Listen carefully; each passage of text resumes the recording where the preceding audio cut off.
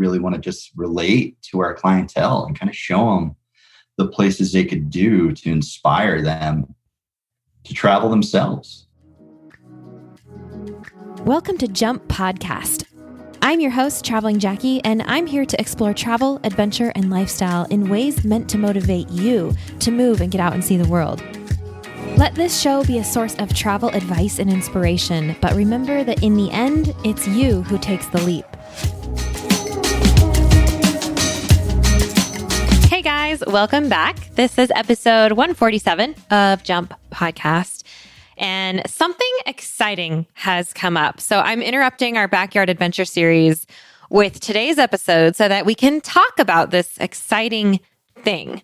Some of you may recall or know about this, but 2 years ago in 2019, I went to Patagonia with a film crew from Osprey Packs, not to lead a trip for you guys like I normally do, but this time to create a film based on my story as a solo female backpacker. And while we were there, I invited Dan Holtz to come on the show to talk photography and travel, which you guys may remember from back in episode 115. But we couldn't really talk about the film because it was still very much on the DL at that time. And I never really came back around to talking about it, except mentioning when it released that September of 2019. So the something exciting is that our film that we created, which is called Chiloé, has been selected for an all-female adventure film festival called No Man's Land. And it is virtual this year, the film festival, and it's coming right up. It's actually March 4th through 7th, 2021. And you can find everything you need to know and get tickets for it at nomanslandfilmfestival.org. Tickets start at $20. And our film is screening the first day of the festival, so Thursday, March 4th. So I just found out about this and I wanted to pull the trigger on inviting Dan back on the show to let you guys know that this is happening and to actually tell the story of the film and host our own little Q&A about it to, in a way, bring the festival right to you and invite you to join us there along with all the other amazing films that are going to be involved this year. So I definitely encourage you to get a ticket and check it out. The link is in the show notes for you. So Dan Holtz and Corey Iverson were the guys with the cameras for our shoot. And I invited both of them to come on the show today. Unfortunately, Corey couldn't make it, but Dan is here to dig into this experience with me. Yes, we went to Patagonia to shoot a film. Yes, we had a shot list and an idea of what we wanted to accomplish, but this is Patagonia we're talking about. And this is a place that has a mind of its own, and it will tell the story that it wants to tell. And so we get into what that ended up looking like and what happened behind the scenes, and what the objective for the film was in the first place, and why I chose to take them to Patagonia out of anywhere in the world. So strap on your travel dreaming goggles again, because we're going far away for this one. And I really hope that it inspires you to join us at the film festival. So here we go with Dan. We're so grateful to Osprey Packs for partnering with us and supporting the podcast. So please stay tuned for more about them later on. I have an opportunity for you to join me in real life for some real travel. Here's the latest Jump Adventures update. We are going to Greece for a bike and boat island hopping adventure this May 9th to 16th, 2025, and we still have space left. Check out jumpadventures.com to learn more and book now. We're going to have a yacht all to ourselves with ensuite cabins on board, so you get to sleep in the same bed every night as we start in Athens and make our way west toward the island of Corfu. You'll have your own bike for the week, e-bike if you want one, for cycling the islands as we go, in between meals crafted by our private chef on board, and all the relaxing you want to do on the top deck under the Mediterranean sun. These bike and boat adventures are our most carefree and relaxed trips. All you have to do is say yes and show up, and there's still space. Head over to jumpadventures.com to grab your spot now, and we'll see you there. Okay, guys, I am back with Dan Holtz, whom you guys have actually heard before. He has been on this show. It was actually back in episode 115, and we were side by side last time, sitting in a hotel room in Patagonia, actually. which is why we're here today, because we're going to come full circle and go back and talk about that experience. So Dan, welcome back to the show. Hey, thanks. Great to be here, Jackie. Yeah, it's so great. It's what I'm really excited about is why we're here, like the excuse to have you back on. And we're missing Corey right now. If he jumps on, he's going to jump on and we're going to welcome him with open arms in this episode. But he missed the time. I don't know where he is.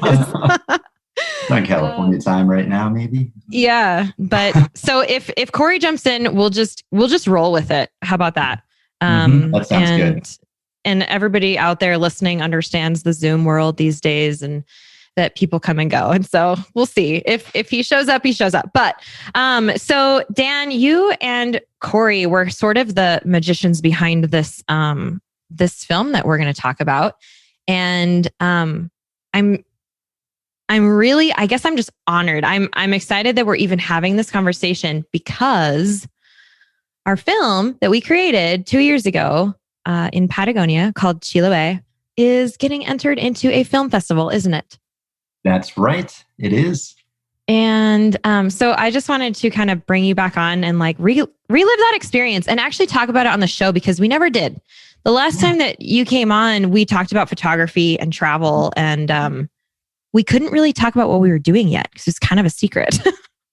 Yeah, we had some product that wasn't out yet because we were shooting the film for Osprey on their behalf, and right, it's kind of under the radar. Yeah. So let's start with the easy, hard question is, do you want to introduce yourself and just let everybody know who you are and what you do and what your role is here? Yeah. My name is Dan Holtz, and I'm the senior photo video manager for Osprey Packs, which means I go out and shoot stuff a lot and produce stuff and direct stuff and hire people to direct stuff and produce stuff.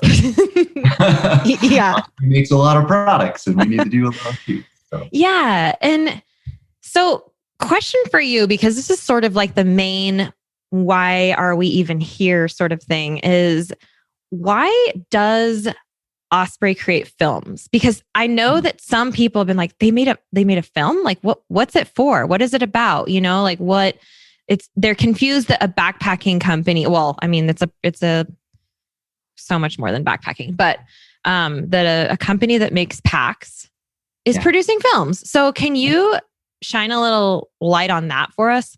Yeah. Oh man, I would love to. Obviously there's more than one reason, right?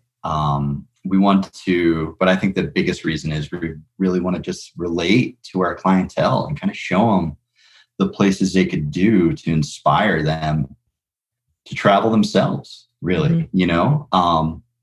So we typically do 1 to 2 films per year.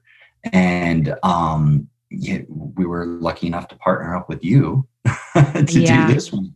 I feel lucky last too. Year, obviously, we kind of took a hiatus due to COVID and everything. So we didn't get any filming done per se, but hopefully we'll hit that hard again this year. Hopefully. Rebounds. Yes. Yes. All the fingers and toes are crossed for that. Fingers are crossed. Yes. Okay. So I love that because you're more about than the human story. Like, it's not so much about the product. It's who is the person who's wearing it and what are they doing and how can we relate to everybody else who's out there, basically, right? Yeah. In a nutshell. The experience is everything person. That's usually what we try to show. We try to showcase as much storytelling through our imagery and video as much as possible. And the cool thing is we go out and we make these films, we could utilize those in product videos. So you're not just looking at a talking head in the studio, you know, so you get all the people B-roll to work with, and it helps kind of continue the story through other avenues, which is pretty unique. You know, it's pretty cool. Absolutely. So what was your purpose with this one? Our film. What was the purpose? Why did you want to do this story with me? Well, I think you had a lot to do with that one, Jackie. We created this cool new Farpoint Fairview pack. It's a travel pack, the one that you were using in the film. And we wanted to kind of like showcase a really cool kind of far-flung story of a user that would, you know, that like yourself, that goes out professionally and does these trips and guides these trips and travels all over the world. So like, hey, Jackie's one of our newest ambassadors. Why don't we give her a shot? Yeah, we'll get to know her a little bit. And we're like, hey, Jackie, do you remember this conversation? Like, are you kidding me? Anywhere in the world, Yeah. Where should we go? And you said Patagonia. Yeah. Yeah. Well, okay. And this is an interesting, I was just thinking about this because that question right there, you really did put it to me, like, where do you want to go? We can pretty much go anywhere. And that's, can we say a dream? Like, right? I mean, we threw out some big names, but there's a reason we ended up choosing Patagonia. And so, if you don't mind, actually, I would like to, I wrote a blog post about this, about why we did this in this place. And I think it's really important to kind of set the stage, for what this film, what the motivation, what the objective sort of behind the film was. And, I would actually like to read that. It's something I occasionally do on this podcast, is read my own writing. But it's because it's already laid out succinctly and in a nice little nutshell. And it's only going to take me a few minutes. And so I actually would like to offer what my side of the story was. And this is on my blog at travelingjackie.com. But I'm gonna read this. So Osprey called me in February 2019 to discuss a film collaboration idea. They wanted to tell a story about a solo female backpacker. They outlined the objective and then asked me where I thought we should go to accomplish it. The job was mine if I wanted it, which took me 0.5 seconds to think through. Considering their film criteria, which was off the beaten path, a unique culinary experience, mix of city and trail, and a human story, a place and culture, and conveniently a story of my own immediately came to mind. And that is Chiloé. Chiloé is an archipelago just off the end of the Pan-American Highway in northern Chilean Patagonia. It's accessible only by boat or ferry for now. More on that in the film. You'll have to watch it. And as a result, crossing over from the mainland to Chiloé is like stepping into a time capsule. It is not hard to leave the bustle of the mainland behind when the first things you see upon arrival are dirt roads, black-necked swans, boardwalk signs with images explaining the fabulous mythology of the Chilote culture, a church made entirely of wood without using nails. The churches of Chiloé are a UNESCO World Heritage Site, actually. This place is different and slow-paced. Hurry is not a word here. Community, connection, culture, nature, these are the words that stand out to me here. The first time I experienced Chiloé was in the fall of 2015 on my first trip to Chile, which is the same month that I changed my entire life and went nomadic. I had just spent a week trekking the W Circuit in Torres del Paine National Park in the south of Chile, and then a week attending my first Adventure Travel World Summit conference in Puerto Varas. After several blurry months stateside, my life during my weeks in Patagonia had suddenly felt crisp and clear and fresh and purposeful and full of new. I was in a raw and vulnerable state, taking it all in, exposed to the elements and feeling every last one, letting it all happen around me with gratitude. It was in this open state that I first stepped foot on the big island of Chiloé with zero expectations. I hadn't heard of our guide, Rafa, or his company, Birds Chile, before this trip. I hadn't spent much time reading the itinerary. I just showed up. So did Rafa, offering me espresso. He already knew exactly what I needed. That was a perfectly laid first stone on a path that would lead to great things. Sunshine floods my memories of our experiences that week, the kind that actually reaches and warms my soul even today. Every memory has bright yellows, blues, greens, vivid colors in what I saw and felt and tasted.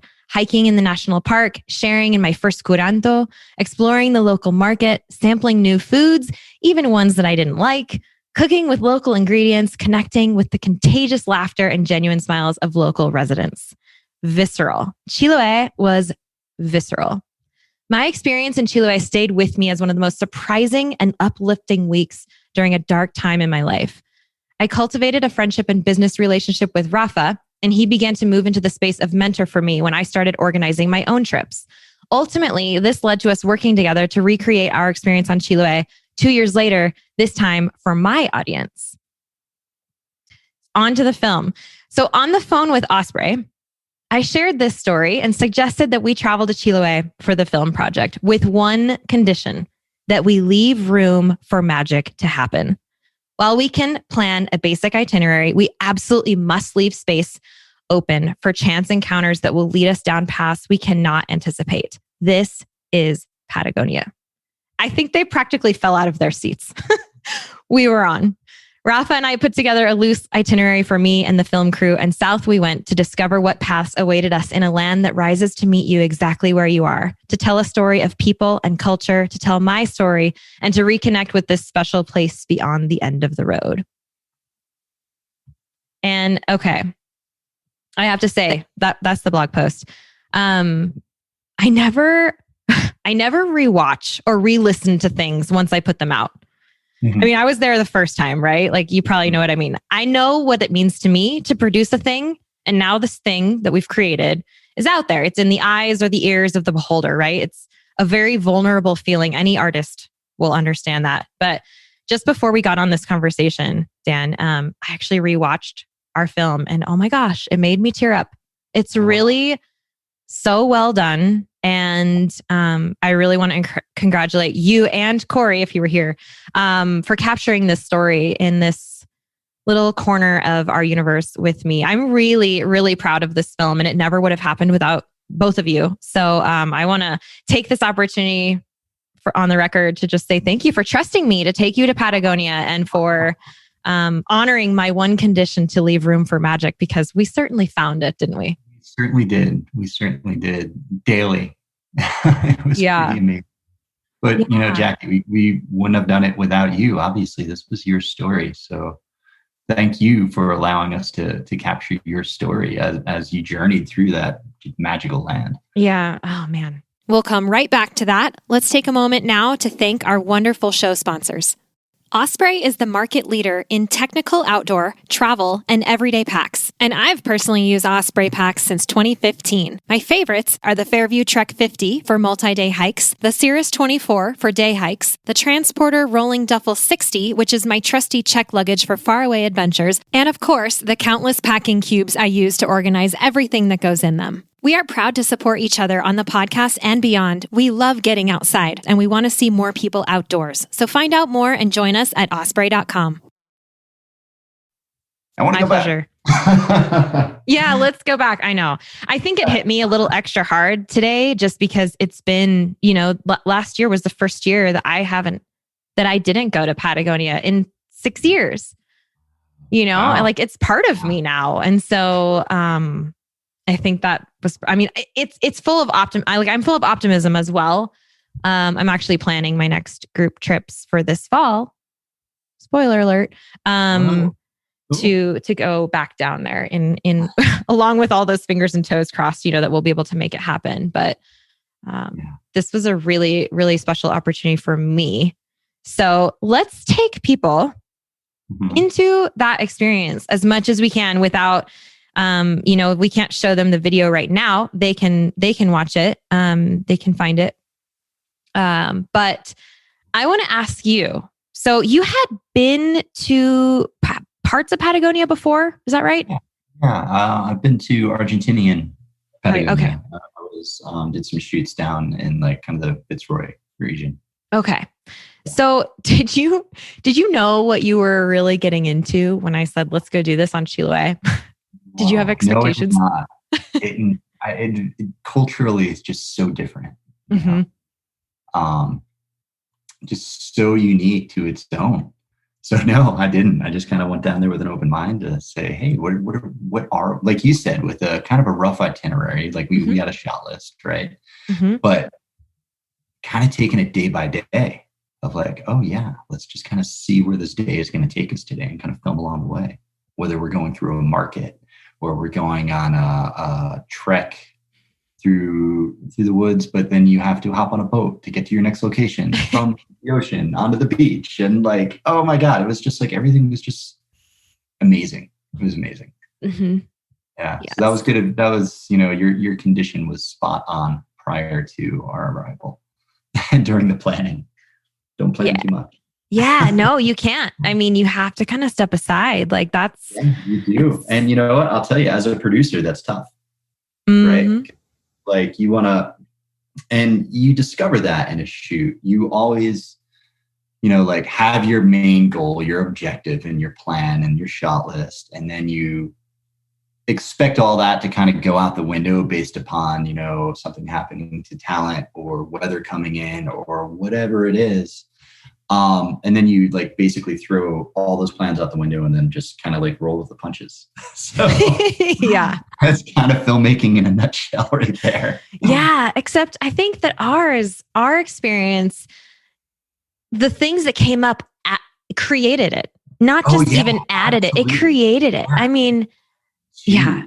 Yeah. It just built upon itself. It was and that is what happens there. That's why I wanted to take you guys there. And I want to ask you how did you feel while we were there? I feel like it's such an emotional place because like I said in that blog post, it really rises to meet you wherever you are. And so everyone's experience in Patagonia is going to be different because it's just one of those places that it's just what you need it to be, basically. And so I'm curious, like, what do you remember? What stands out to you? Like what happened for you? Geez, the food. The food was I hands down, I think it might be the best meal I've ever had was when we were at Mauricio's restaurant.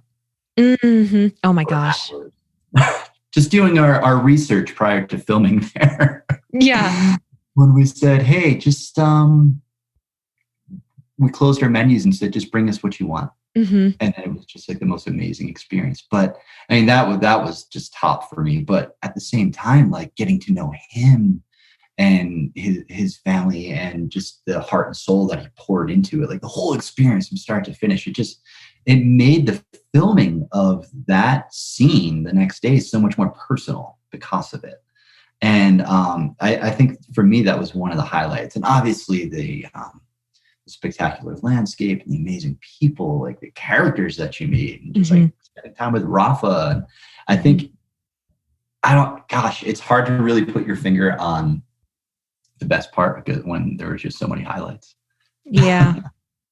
You know what's cool? I'll share this. I was attending, I'm not sure what I was attending. It was some sort of group call. And we had right there on Zoom, we did a guided meditation thing just for like 5 minutes. And this guy got out his guitar and he led us through this thing. And he said, close your eyes and go back to a time in your life where you had a total win. Like what was just a total win for you?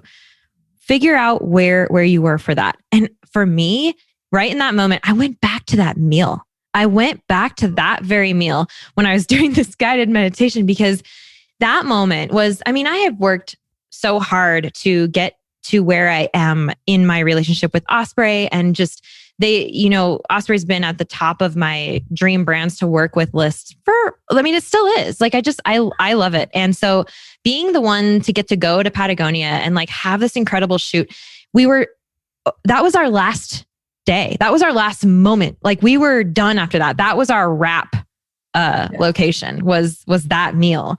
And sitting down at that meal, I remember everything. I remember the smells. I remember the sounds. I remember that we were on that.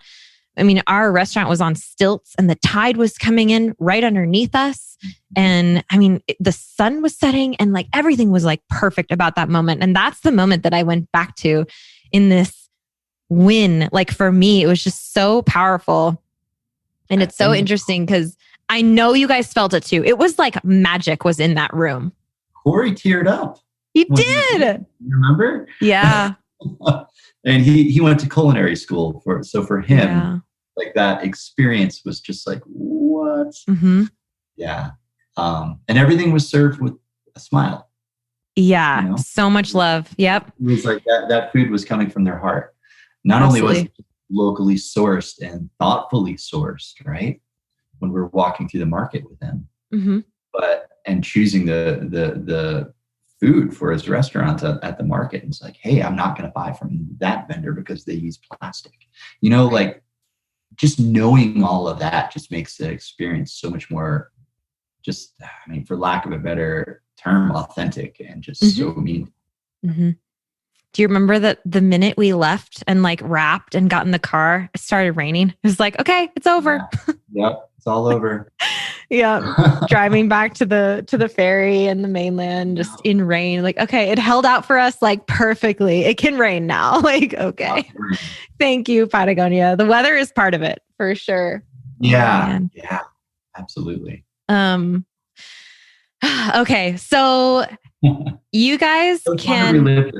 Yeah, I know. It was really cool actually to just rewatch this thing. I mean, I have not watched it since it came out. I really haven't, because it's just kind of scary. It's it's scary to put yourself out there like that. And, but this is coming up in a really cool film festival. So let's talk about that, because I would invite everyone listening to tune into this film festival because, Dan, what can you tell us about this? Okay. Well, I received an email from Liz from No Man's Land Film Festival that said, "Hey, we discovered your film on Osprey's site. We would love to show this at the festival." And their festival is actually, as the title implies, it's a women-specific film festival. So, so just celebrating women that are traveling and in adventure sports and just like anything that kind of like, is in our wheelhouse typically as an outdoor company, right? So we've actually had some other female specific films with them in the past. So we already had a pretty good relationship with them. So it was really cool to get that email saying, "Hey, we loved it. Can we please show it?" Yes. Yeah. Totally. We'd love to share it. So, and I since then we've submitted to a few other festivals yet, and they're all pending. So we'll see what happens. But this was kind of the spark to kind of ignite that of like, yeah, we should get this one on the big screen. Yeah. Great. So they're based in No Man's Land. They're based in, I believe, in Carbondale. And I believe they're still there. And they are doing an online festival. As you can imagine, we're not really gathering right now, but their audience is just growing as a result. So that's actually, even though we can't all gather in person and can't stand on the stage and answer questions in front of the audience, but they've really expanded their reach globally as a result of being online, which a lot of film festivals have, which is pretty cool that people are just like really tuning into entertainment. And it's so inspiring too. I mean, all of these films, I went to the Bozeman Film Festival last year, and it was and it made me think of our film actually while I was sitting there. I was like, wow, like to be part of something like this. Wait, I've done something like this. Like, this is amazing, because the women. Yeah, I know. The people that put these things together, it's pure passion, and it's so inspiring to see that. And I mean, I suppose, we created something that's worthy of that, which is really like, I'm really proud of us for that. And I'm really excited for this. So what's really cool about it being virtual is that you can watch it no matter where you are. And so where can they go to get tickets for this? And when is it? Because this is coming right up. Yeah. Let's see. The festival is March 4th through the 7th. And so that's totally coming up. March 4th through 7th. Our film is on Thursday, the first day, March 4th, right? Yeah. Yep. And it's No Man's Land is the name of the festival. So you could Google it, or I believe their festival might actually just be nomanslandfestival.com. Yeah, I think it's nomanslandfilmfestival.org. Oh, so close. You're close. nomanslandfilmfestival.org. You guys can go there. And then if you click on Come Join Us, it's a $20 suggested donation for one day, or you can get a festival pass for $80. And so it's not even that expensive. And if you just want to do the one day, get the Thursday one, because that's where our film is. And now you guys have heard our little intro and our own little Q&A about it. I suppose we're just hosting this ourselves to talk about it.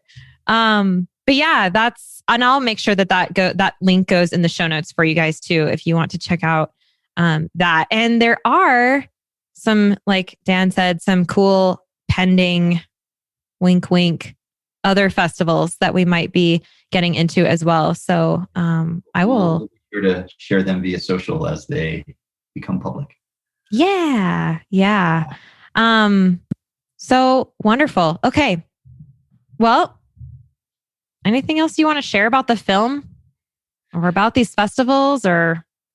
Yeah, I think, I don't know. I'm still just smiling, thinking about going back and thinking about the actual production of this. And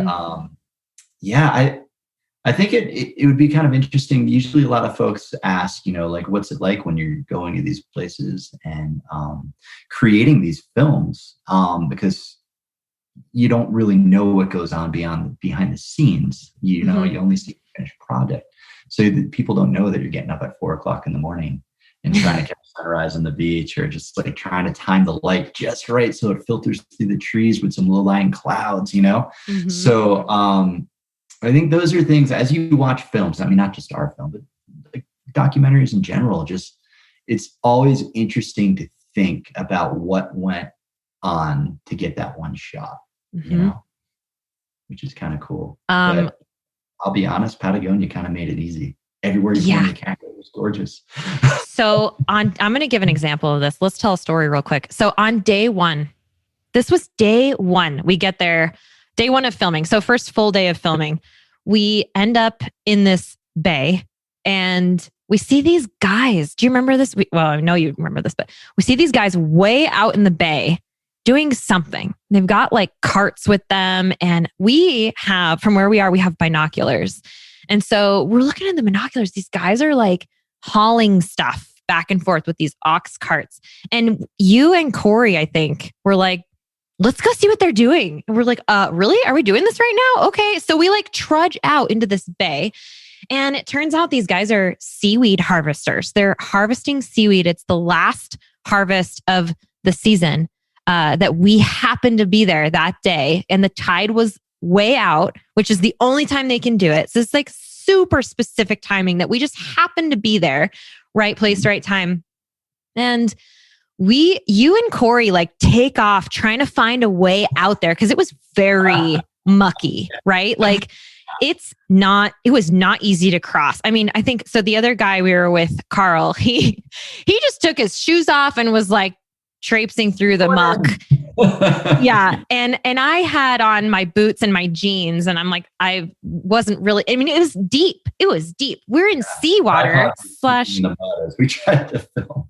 Yeah. You're like going way around to try and find a way to get out there. And these guys go by and I'm like, you know what, Carl, I'm going to ask him for a ride. So I walk up to this guy with the oxen cart and I speak Spanish and I just asked the guy, like, what are you doing? And can we go with you? Like, can we get a ride out there? He's like, sure. Like, okay. Like, what a strange request. Who are these people? And Carl and I jump into the ox cart. And before you know it, I'm looking across the bay, like Dan and Corey start running because she's in the ox cart, run. Like, we've got to get a photo, like video of that. Oh my gosh. And you barely caught it. There's a little footage in the film of us riding in the ox cart. Footage of that too. It's awesome. And that's, you know what though? The experiences like that made it feel more like I was traveling versus just working on a production. Yes. Like normally if I go to another country and it's like I said earlier, like we have an agenda, we have to go like shoot this climb, shoot this run, shoot this, whatever it is. And, you're just so immersed in just all the technical aspects of the shooting and logistics and everything like this, because we left that room, it felt like we were just traveling and just like happened to have cameras nearby. Like, cool, what's going on right now? Oh, let's capture this. It felt so much more journalistic. And I think that came across in the film too. Yeah. Yeah. And I even served you the Calafate cerveza. That's right. Delicious. Yeah. I mean, I wanted to treat that like like one of my trips, sort of, like I knew we had an agenda. We do on my trips too, but there's gotta be, Patagonia has its own presence in it. And it won't let you forget that, you can't plan too much in a place like that because it will put its best foot forward and say, remember, this is where you are. This is what we're doing here. Like I'm in charge. That's what Patagonia does. So it was like an additional character to the film. Exactly. Yeah. Yes. Love it. Cool. Mm. Again, I just want to go back. I know. We will. We will. We certainly will. And I'm still working with Rafa. Oh, good. Yeah. He's so great. I'm partnering with him on one of my trips that I'm leading this fall. Oh, great. Oh man. Yeah. Like just meeting Rafa is worth it alone just to go down there. He's such a good guy. He's wonderful. And always ready with the espresso. Yep. Oh my gosh. I know. As you guys will see in the film. So there are actually 2 places you can see the film. I do encourage you to check out the film festival.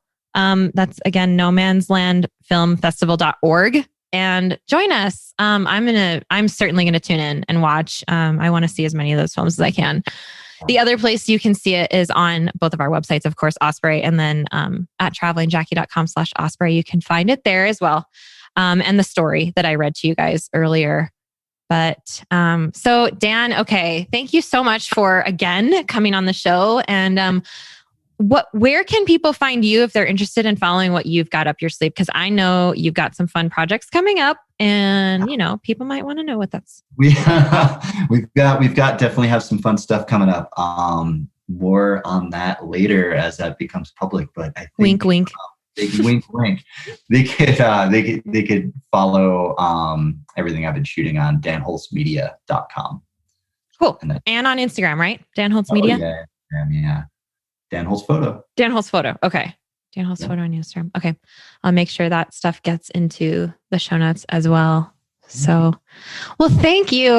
This was fun to just reminisce and to get to give a shout out to a women's adventure film festival. And thank you again on behalf of one of the women for the work that you do to help put these things together, and just the vision that you have, and how much you care about relating to the people and telling the stories. And it's a beautiful thing. So I really appreciate it. Thanks so much for having me. Yeah. And I hope we get to talk about fun projects again in the future. So yeah. Absolutely. Yeah. All right. Thank you, Dan. Thanks, Jackie.